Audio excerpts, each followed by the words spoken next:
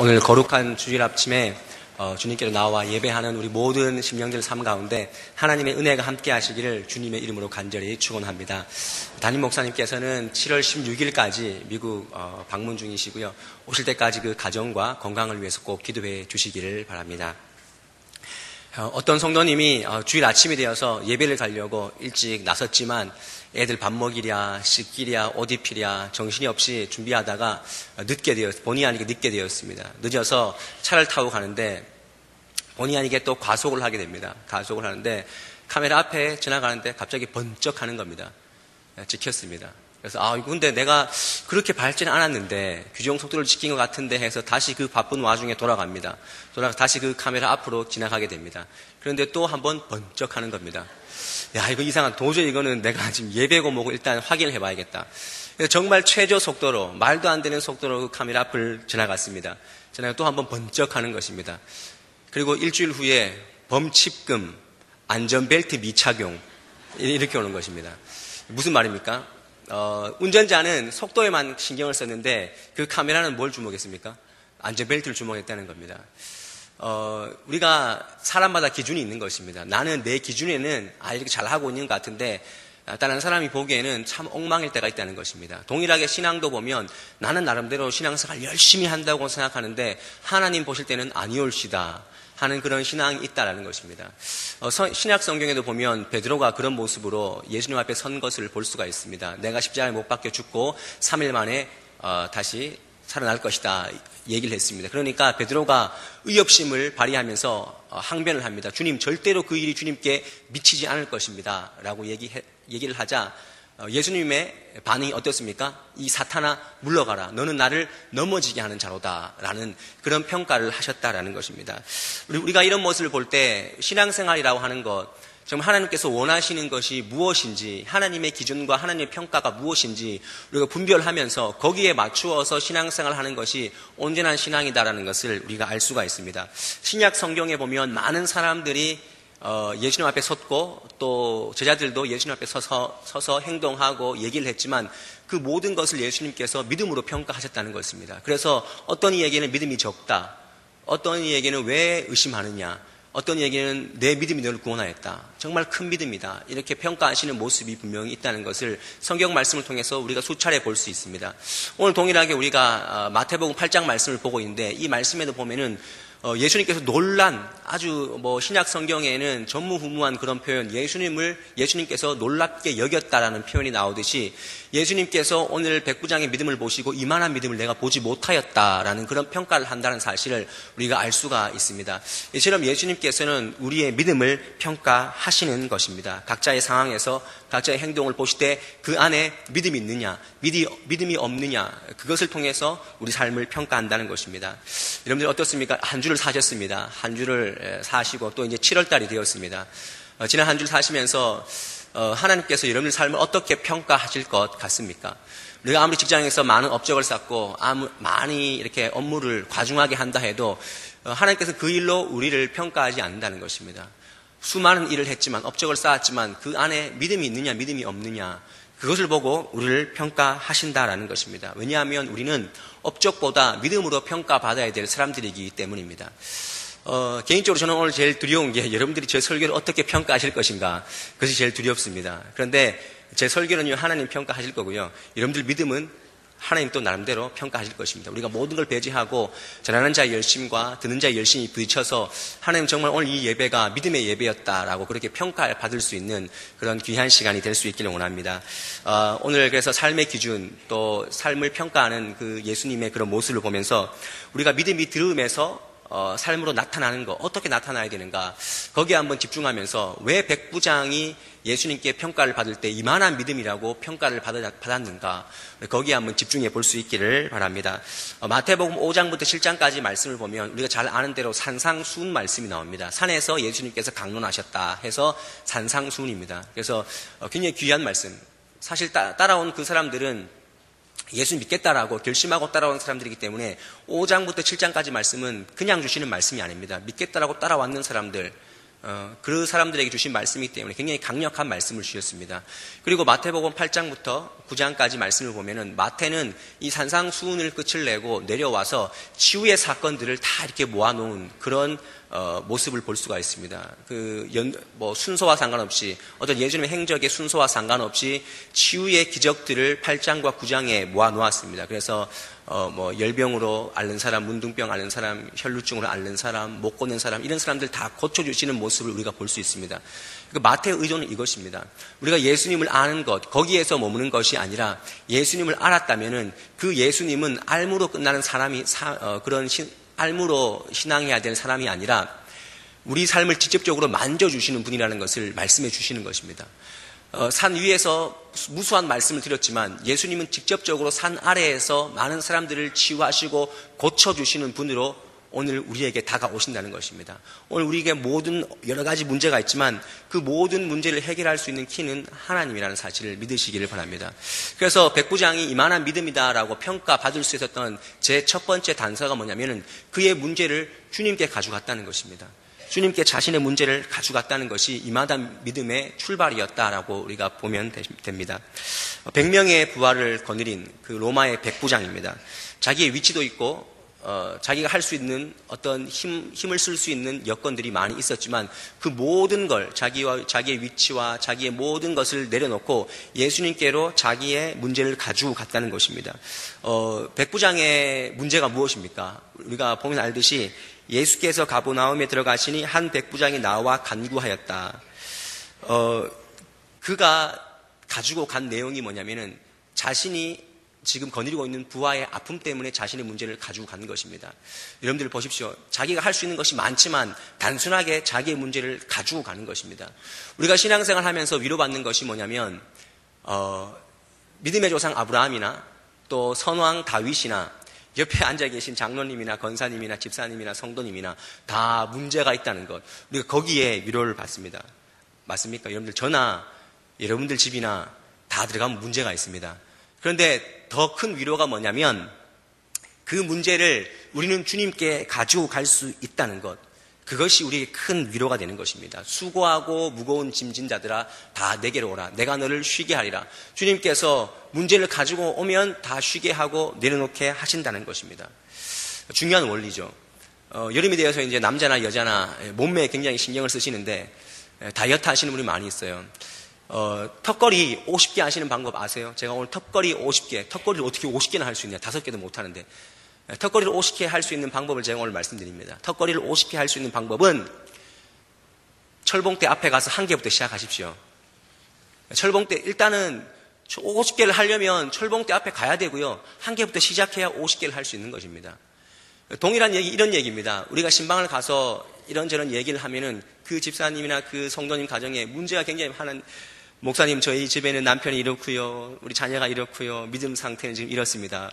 문제를 막 얘기를 전합니다. 그런데 정말 제 마음 가운데 안타까운 것은 그럼 그 문제를 가지고 집사님 성도님 얼마나 믿음 있게 주님 앞에 가지고 나가 보셨는가, 그것을 되묻고 싶다는 겁니다. 우리는 가지고 나가지도 않고 그냥 내가 끙끙 앓고 있는 거예요. 왜냐하면 그것이 혹시나 믿음 없어 보일까 봐. 더 심각한 문제는 뭐냐면 그 문제에서 답을 찾는 것이 내 능력, 믿음의 능력인 줄 알아요. 그래서 내가 답을 찾는 것, 그것은 이만한 믿음이 될 수가 없습니다. 더 힘든 거는요, 우리가 이 자리에 와 있지만 답을 가지고 오신 분들이 있다면 빨리 내려놓으셔야 됩니다. 하나님, 내 답은 이거니까 하나님 이대로 해주세요. 그것은 굉장히 어려운 믿음이라는 것을 아셔야 됩니다. 신앙인의 능력은 내가 답을 찾는 것이 아니고요, 내 문제를 고스란히 주님께 가지고 나가는 것, 그것이 믿음의 능력이라는 사실을 꼭 기억하시기 바랍니다. 오늘 백부장도 그렇게 나간 것입니다. 고스란히 들고 6절 말씀에 이르되 주여 내 하인이 중풍병으로 집에 누워 몹시 괴로워하고 있습니다. 그러면 그 문제를 가지고 나가지 않습니까? 그런데 더 놀라운 것은 예수님 대답입니다. 예수님이 뭐라 하냐면 이르되 내가 가서 어떻게 한다고요? 고쳐주리라. 이 사람 문제는 지금 까마득한데 예수님의 답은 명확합니다. 내가 가서 고쳐주리라. 이 말씀을 읽으면서 느낀 것이 뭐냐면 우리의 문제가 아무리 복잡해도 예수님께 가지고 나가면 예수님은 명쾌하게 상쾌하게 통쾌하게 그 문제를 해결해 주신다는 거예요. 중요한 단서는 내가 답을 가지고 나가면 안 되고요. 그냥 있는 그대로 나가는 것입니다. 그래서 저는 오늘 여러분들 삶 가운데 가지고 있는 문제가 있다면 오늘 그런 음성을 들었으면 좋겠어요. 주님께서 백부장에게 말씀한 것처럼 내가 내 건강을 회복시켜 주리라. 내가 좋은 사람을 붙여주리라. 내가 물질에도 복을 주리라. 내가 너를 용기 있게 하리라. 이런 명쾌한 하나님의 음성을 듣고 돌아가실 수 있는 여러분의 삶이 될 수 있기를 바랍니다. 내가 알면서도 가지고 나가지 못했던 그런 일들이 있다면 다시 한번 가지고 나오십시오. 그리고 나만의 답을 가지고 나왔다면 이제 그런 미련한 믿음은 내려놓으시기 바랍니다. 있는 모습 그대로 나아가면 주님께서 명쾌하게 하나님의 방법으로 하나님의 뜻으로 해결해 줄 줄 믿습니다. 두 번째로 예수님을 놀랍게 한 이러한 믿음, 이만한 믿음, 그 백부장의 믿음이 뭐냐면 말씀의 권위를 인정했다라는 것입니다.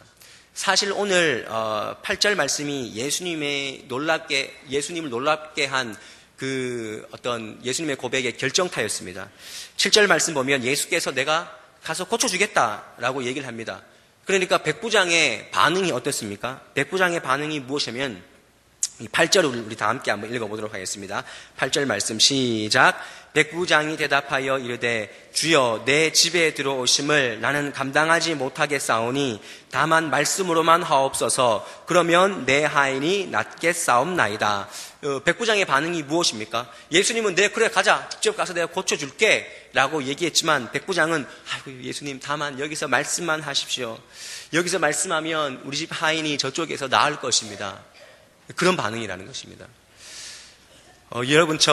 여러분들은 백부장의 입장을 이해하십니까? 백부장의 믿음을 이해하십니까? 저 같으면요, 예수님 능력이 있어서 정말 큰 의사 되시는 예수님인데, 우리 집에 애가 아프면 와서 주님 상태 보시고 만져서 말씀하시면 그게 더 확실한 방법이죠. 그런데 여기서 말씀하셔서 나는 그 말씀 붙잡고 갈 테니까 낫겠지 하는 마음으로 가는 겁니다. 여러분들 그 백부장의 믿음이 얼마나 큰 믿음인지 아시겠습니까? 우리는 주님 오세요. 여기 와야 오셔서 만져야 고치는 거지 말씀해서 안 됩니다. 그런 믿음이지만 백부장은 주님 주신 그 말씀을 가슴에 고이 안고 집으로 가면서 그 믿음을 놓지 않고 기적을 경험한 사람입니다. 백부장의 말 가운데 다만 말씀만 하옵소서. 이 말씀을 헬라어 원문으로 보니까 이렇게 직역이 됩니다. 되어질 일을 한마디로 하옵소서. 그러면 되겠나이다. 예수님은 되어질 일을 말씀하지 안 되는 일을 말씀하지 않는 것입니다. 우리가 이 성경을 보고 있지만 성경은 목사님 그건 다윈 얘기고요. 그건 솔로몬 얘기고요. 그거는 뭐 아브라함 얘기고요. 그렇게 받으면 절대 말씀 능력이 없습니다. 그 말씀이 되어질 일, 나에게 오늘의 삶을 살아가는데 되어질 일로 받을 때 그 말씀이 능력이 될 줄 믿습니다. 보고 믿는 믿음보다 보지 않고 믿는 믿음이 더 크지 않습니까? 우리에게 그런 믿음이 필요합니다. 유진 피터슨의 메시지 성경을 보면 예수님께서 하신 10절의 그 칭찬의 말씀을 이렇게 표현을 하고 있습니다. 10절 말씀을 이렇게 표현합니다. 하나님을 알고 그분의 일하는 방식을 알고 이렇게 단순한 믿음을 가진 사람은 보지 못했다. 하나님의 일하는 방식을 알고 단순하게 믿은 이러한 믿음을 내가 보지 못했다. 예수님 일하는 방식이 무엇입니까? 그러면 예수님께서 오늘날 일하시는 방식이 무엇입니까? 직접 오셔서 만지고 그렇게 하십니까? 우리에게 말씀을 주시는 것입니다. 그러면 그 말씀은 우리는 단순하게 믿을 때 우리 삶 가운데 기적이 일어난다는 것입니다. 주님은 말씀으로 이 세상을 창조하셨습니다. 그리고 말씀이 육신이 되어 이 땅 가운데 오신 분입니다. 그러면 우리는 그 말씀을 단순하게 믿는 게 필요한 것입니다. 그래서 시편 107편 19절 20절 말씀을 보면은 그가 그의 말씀을 보내시어 그들을 고치시고 위험한 지경에서 건져내어 주신다 말씀합니다. 인생이 막 고통스러울 때 위험한 지경에 있을 때 하나님께서 뭘 보내주신다고요? 말씀을 주신다는 거예요. 말씀에서 그 위경에서 건져내어 주신다 말씀하시는 것입니다. 우리도 이 땅을 살아갈 때 내 안에 말씀이 있으면 상황과 어려움을 극복하는 것입니다. 하지만 내 안에 말씀이 없기 때문에 우리가 그 상황에서 흔들리는 것입니다. 말씀이 없는 고통. 그래서 아모스 선지자가 8장에서 그렇게 얘기를 합니다. 양식이 없어 주림이 아니요 물이 없어 가람이 아니라 여호와의 말씀을 듣지 못한 기갈이 온다라고 말씀합니다. 우리가 이 땅에 지금 가뭄 때문에 얼마나 많이 기도합니까? 그런데 이 땅의 진정한 가뭄이 무엇인지 아십니까? 그것은 말씀이 없는 말씀의 가뭄 때문에 이 나라 이 민족이 이렇게 피폐해졌다는 사실을 꼭 기억하시고 다시 한번 우리가 말씀을 생명처럼 좀 여겼으면 좋겠어요. 우리가 지금 성경 일독 대행진도 하고 있지만 여러분 성경 한 장이라도 읽으십니까? 아니 한 절이라도 읽으십니까? 그리고 그 말씀을 부여잡고 하루를 사십니까? 우리는 총알도 없고 그런 복음의 능력도 없고 말씀의 능력도 없이 세상 사니까 계속 판판이 깨어지는 것입니다. 어떻게든 말씀 부여잡고 그 말씀이 내 삶 가운데 약이 된다, 힘이 된다, 치유가 된다, 그런 마음으로 우리가 살아가야 됩니다. 그래서 말씀을 기억하는 게 중요합니다. 이스라엘 백성들의 역사는 기억의 역사입니다. 이스라엘 백성들이 하나님의 말씀을 기억하지 못했을 때는 다 망했습니다. 하지만 기억할 때는 하나님 회복해 주시는 것입니다. 실제로 있었던 이야기인데요. 우리 교회 한 분 성도님 가운데 스마트폰, 요즘에 스마트폰에는 그 성경 구절을 알려주는 앱이 있습니다. 그래서 시간 타임을 정해놓으면 돼요. 아침 9시에 눈 뜨면 문자가 와 있습니다. 성경 한 구절이 딱 떠 있습니다. 또 점심 때 12시, 또 저녁 7시나 6시 반 정도에 이렇게 알람을 해놓으면은 말씀이 그 시간에 띠리링 이렇게 뜨게 됩니다. 그래서 오늘 지금 이 말씀을 주시는구나. 오늘 이 말씀 가지고 가야겠구나. 얼마나 한국 기독교인들이 성경을 안 읽었으면 이 앱이 우리를 도와줍니까? 좋은 거죠. 활용하셔야 됩니다. 그런데 한날은 너무나 스트레스가 난 거예요. 그 회사에서 너무나 힘든 스트레스를 받고 집으로 가는데 이거 오늘 도저히 풀 수가 없는 거예요. 풀 수가 없어서 안 되겠다. 내가 오늘 맥주를 사가지고 마트 앞에서 한 잔 걸치고 한번 가야겠다. 그래서 내 마음이 풀려지리라 라고 간 거예요. 그래서 그 그 맥주를 가지고 이제 내가 오늘 마음을 풀려고 맥주 캔을 딱 따는데 문자가 그때 딱 알림 앱이 딱 오는 거예요. 띠리링 하는 거예요. 에베소서 5장 18절 말씀. 술 취하지 말라. 이는 방탕한 것이니 성령으로 충만함을 받으라. 이건 진짜 있었던 얘기입니다. 그래서 그분이 하신 얘기가, 목사님 제가 그 말씀 붙잡고 그 모든 유혹들을 이겼습니다. 여러분들 우리는 연약합니다. 왜냐하면 우리는 우리 감정과 우리 이성과 우리 경험대로 살기 때문에 조금만 삐뚤어지면요 옛날 사고, 옛날 경험으로 막 돌아가게 되어 있는 거예요. 그런데 말씀을 딱 보고 내가 이러면 안 되지. 정신 차린 겁니다. 왜 모세가 여호수아한테 리더십을 승계를 하면서 율법을 지킴으로 좌로나 우로나 치우치지 말라 그 말씀을 줬겠습니까? 네가 인간관계를 잘 해야 되고 네가 어떻게 전략을 짜야 되고 그런 말씀을 주지 않았습니다. 율법을 지켜서 좌로나 우로나 치우쳐지지 말라라고 분명히 말씀하고 그 말씀 주셨습니다. 우리 삶을 좌로나 우로나 치우쳐지지 않게 하는 그 힘이 무엇입니까? 그 원동력이 무엇입니까? 말씀입니다. 비행기는요 착륙할 때 그 각도가 1도만 달라져도 대형 사고가 난대요. 그래서 그 기장들이 가장 힘들어하는 10대 그 활주로 중에서 에콰도르의 키토 공항, 그리고 저번에 사고 난 샌프란시스코도 굉장히 위험한 그 활주로래요. 왜냐하면 이 착륙을 동시에 하기 때문에 굉장히 위험하대요. 그러니까 각도가 1도만 흔들리면은 대형 사고로 일어나는 거죠. 그래서 그 각도를 잘 유지하기 위해서 고안된 장치가 뭐냐면은 글라이드 슬로프라는 그런 장치가 있어요. 그래서 기장한테 그 착륙을 시도하는 기장한테 글라이드 슬로프가 그 입사각을 지금 계속 얘기해 주는 거예요. 네 각이 맞다 안 맞다. 예, 좌로나 우로나 치우치지 않기 위해서 글라이드 슬로프를 활용하는 거죠. 그 장치를 만들어낸 거죠. 우리 삶 가운데 우리가 좌로나 우로나 치우쳐지지 않게 하기 위해서 고안된 장치가 무엇입니까? 말씀입니다. 말씀. 절대로 우리는 말씀 없이는 흔들릴 수밖에 없어요. 그래서 오늘 여러분들 집에 가실 때 말씀 들은 거 여기 두고 가지 마시고요. 말씀을 백부장처럼 이 말씀이 믿음대로 된다. 그런 말씀을 가지고 가셔야 돼요. 백부장은 절대로 갈 때 이 말씀이 맞을까? 아닐까? 절대로 그렇게 생각 안 했습니다. 처음부터 이 말씀 맞다. 주님께서는 되어질 일만 주신다. 그 믿음으로 그 말씀을 고스란히 가지고 갔다는 것입니다. 오늘 댁에 가실 때 말씀을 잘 모시고 가시기 바랍니다. 백부장은 자기의 마음을 다 비웠습니다. 우리가 말씀을 듣지 못하게 하는, 말씀을 믿지 못하게 하는 가장 큰 장애물이 무엇인지 아십니까? 우리가 예배를 드릴 때 말씀을 방해하는 가장 큰 요소가 무엇인지 아십니까? 여러분 자신입니다. 여러분들 자신. 여러분들 스스로가 내 타이틀과 내 경력과 내 경험. 그래서 제일 어려운 분이 목사님, 저희들은 말씀밖에 할 줄 모릅니다. 삶의 경험이 있습니까? 말씀을 막 하면은 앉아서 계시는 분이 그거는 목사님 몰라서 하는 얘기입니다. 근데 우리는 말씀 드리는 거거든요. 그냥 말씀을 전해드리는 것밖에 없어요. 그러니까 내 경험과 내 현재의 그 상황들을 계속 대입하면은 말씀의 능력이 없는 것입니다. 그래서 백부장이 자신의 타이틀과 경력과 경험을 다 내려놓고 말씀 품고 기적을 맛본 것처럼 우리도 오늘 다시 한번 말씀을 귀중히 여기고 정말 말씀을 주님 모시는 것 같은 그런 마음으로 품고 살아서 한 주간 정말 여러분의 삶 가운데 기적이 많아지는 그런 은혜, 말씀 때문에 간증이 많아지는 그런 공동체가 될 수 있기를 주님의 이름으로 간절히 축원합니다. 마지막으로 예수님께서 칭찬하신 이만한 믿음은 남을 위해서 몸부림치는 믿음, 정말 작은 자를 위해서 몸부림치는 믿음입니다. 당시에 백부장은 로마의 군대 장관이고요. 그 부하들이 100명이나 있었습니다. 100명이라는 사람이 있었는데 그 한 사람, 100명 중에 그 한 사람의 고통 때문에 지금 동문서주 뛰어다는 거예요. 이해가 가십니까? 장관입니다. 군대 장관. 오늘날로 말하면 중대장입니다. 중대장이 완전 그 천한 종 한 사람을 위해서 쫓아다니는 거예요.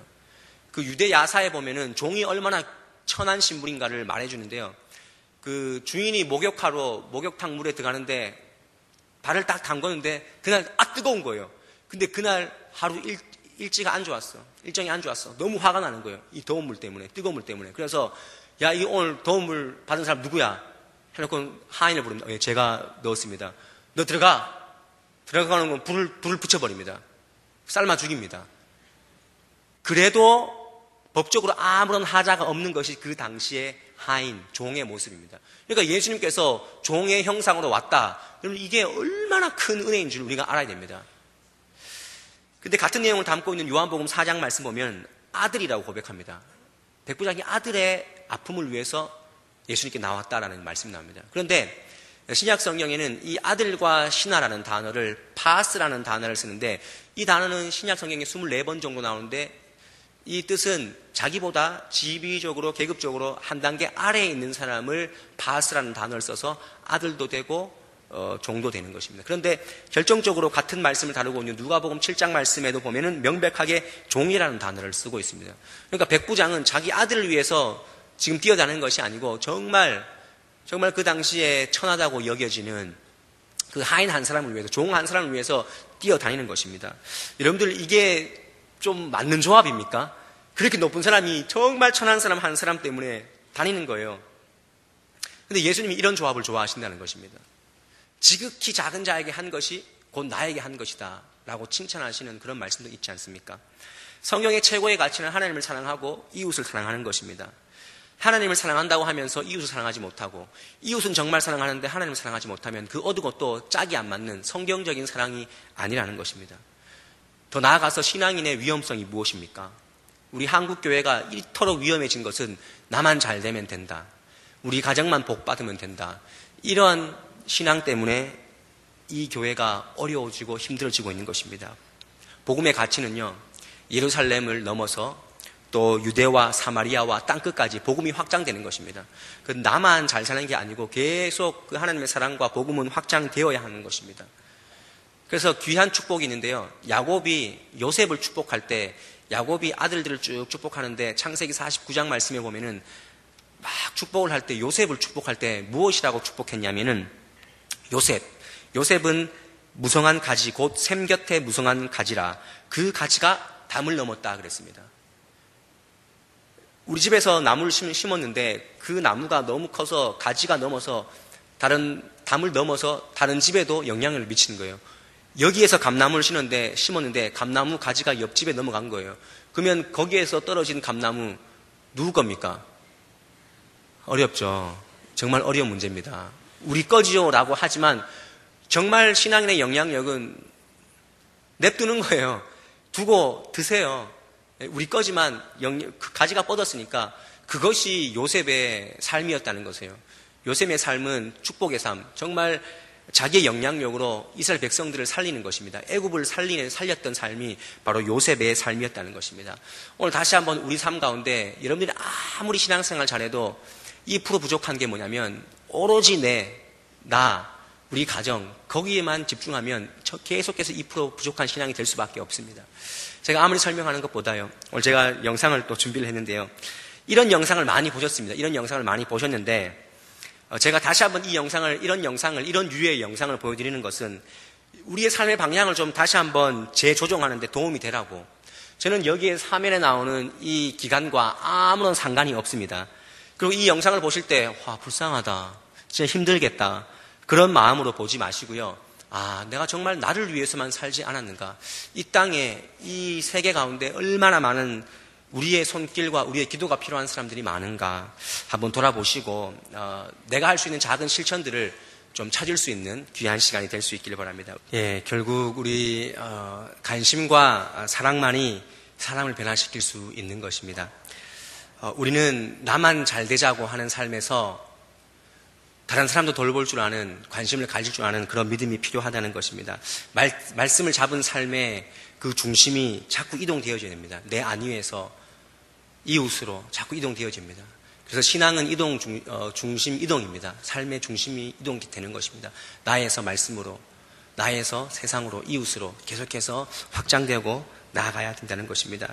제가 처음에도 말씀드렸지만 우리가 이 자리에서 그냥 은혜 받고 가슴 뭉클하고 거기에만 집중하는 삶을 산다면 우리는 또다시 똑같은 삶을 살 수밖에 없다는 사실을 꼭 기억하시기 바랍니다. 하나님의 눈물이 있는 곳이 어디 있는지 우리가 기억하면서 계속해서 하나님께서 관심 두시는 곳에 우리의 관심을 계속해서 투사할 수 있는 그런 삶을 살았으면 좋겠습니다. 오늘 우리는 백부장의 믿음을 보았습니다. 우리에게 도전을 주는 믿음입니다. 혹시나 여러분의 삶 가운데 아직도 내 문제를 진실하게 진솔하게 가지고 나가지 못하고 있다면 다 내려놓으시고 그 문제만을 가지고 나아가십시오. 그리고 말씀의 권위를 인정하십시오. 말씀 받았다면 그 말씀이 내 삶에 치유가 되고 능력이 된다 하는 그런 믿음으로 한 주를 사십시오. 그리고 마지막으로 너무 나한테만 집중한, 너무 내 가정만 돌보는 그런 삶이 아니라 내가 할 수 있는 그 능력과 힘으로 죽어가는 내 옆에 있는 사람들을 한번 돌아볼 수 있는 작은 실천을 이룰 수 있는 저와 여러분의 삶이 될 수 있기를 주님의 이름으로 간절히 축원합니다. 기도하겠습니다. 사랑의 하나님 아버지, 2015년도 절반을 살고 다시 절반을 시작합니다. 남은 2015년도가 더 아름다운 신앙의 흔적을 남기는 시간들이 되게 하여 주시옵소서. 오늘 예수님을 놀라게 한 백부장의 믿음을 묵상할 수 있게 하시니 감사드립니다. 내 기준을 버리고 하나님의 기준으로 살게 하시고 아직도 내 고집과 내 의지로 내 삶의 모든 문제를 내가 풀려고 하는 어리석음이 있다면 주님 앞에 내려놓을 수 있게 하여 주시옵소서. 우리의 삶의 문제를 주님께 오롯이 가지고 나가는 것이 믿음임을 다시 한번 깨달아서 더 기도하고 더 예배를 사모하며 살아갈 수 있는 우리의 삶이 되게 하여 주시옵소서. 세상에서 살아갈 때 말씀을 간직하고 기억하고 살아서 늘 주님을 모시는 마음으로 말씀을 품게 하시고 어려울 때마다 말씀의 확신으로 다시 일어설 수 있게 하여 주옵소서. 내 가정, 내 자녀, 내 생활에만 집중하기보다 부족하지만 어렵고 힘든 이웃들을 생각하여서 우리의 기도와 관심을 나눌 수 있는 큰 믿음을 허락하여 주시옵소서. 이만한 믿음이 우리의 믿음이 되게 하여 주옵소서. 예수 그리스도의 이름으로 기도하옵나이다. 아멘.